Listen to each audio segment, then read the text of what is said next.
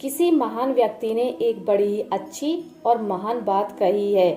भगवान श्री कृष्ण कहते हैं, कभी हिम्मत मत हारो, संकट चाहे कितना भी बड़ा क्यों ना हो, क्योंकि तुम्हारे साथ मैं खड़ा हूँ। तो चलिए इसी बात को हम लोग एक कहानी के माध्यम से समझते हैं। एक बार की बात है, भगवान श्री कृष्ण भोजन करने बैठे थे।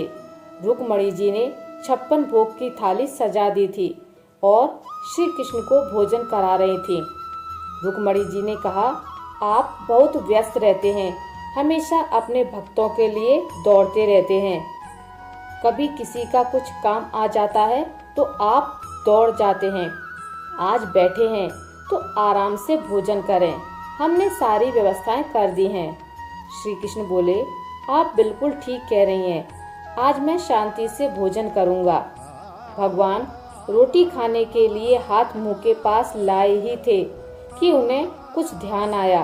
वे रुक गए और रोटी का टुकड़ा फिर से थाली में रख दिया और खड़े हो गए।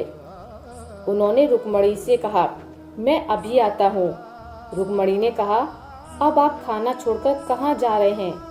श्री कृष्ण बोले, मेरा एक भक्त है, वह बहुत मेरी भक्ति करता है।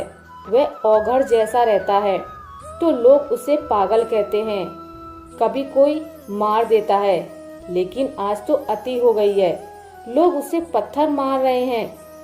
वह मेरा ही नाम ले रहा है तो मुझे उसकी मदद के लिए जाना पड़ेगा। श्री कृष्ण 2 कदम आगे बढ़े ही थे और रुक गए। वे फिर से रुक्मणी जी के पास आ गए। रुक्मणी जी ने पूछा, आप तो लौट आए, क्या हुआ? आप भक्त की मदद के लिए नहीं जा रहे हैं?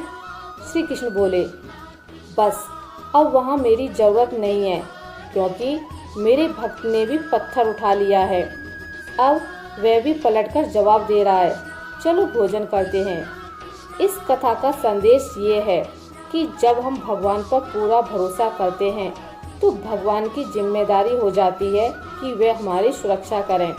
लेकिन जब हम खुद को श्रेष्ठ मानकर अहंकारवश काम करने लगते हैं तो भगवान मदद नहीं करते हैं। इसका ये मतलब नहीं है कि हमें कर्म नहीं करना है, हमें कर्म करना है, लेकिन क्रोध और अहंकार ना करें। जो कुछ हमें मिला है उसे भगवान की कृपा माने, खुद पर घमंड ना करें। अगर आपको मेरी आज की कहानी अच्छी लगी है तो इसे लाइक करें और ज़्यादा से ज़्यादा शेयर करें। और हाँ, अगर आप मेरे चैनल पर ऐसी मोटिवेशनल स्टोरी सुनना चाहते हैं तो प्लीज़ मेरे चैनल को सब्सक्राइब करना ना भूलें। ध्यान रखें, हर सोमवार और शुक्रवार सुबह ठीक 9:30 बजे एक और नई कहानी के साथ आपसे मिलती हूँ। तब तक के लिए जय श्री कृष्ण।